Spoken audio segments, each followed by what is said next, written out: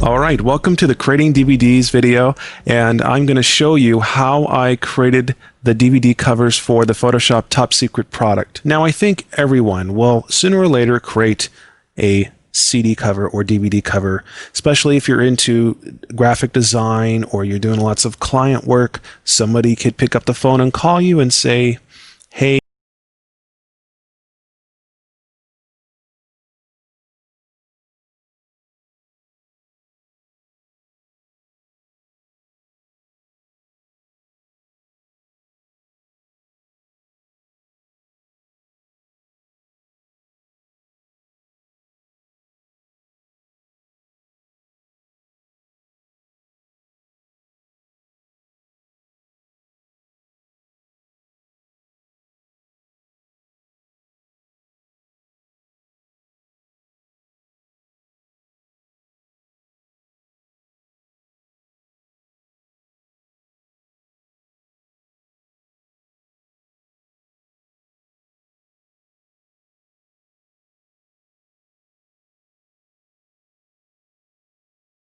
and I built the design over the template.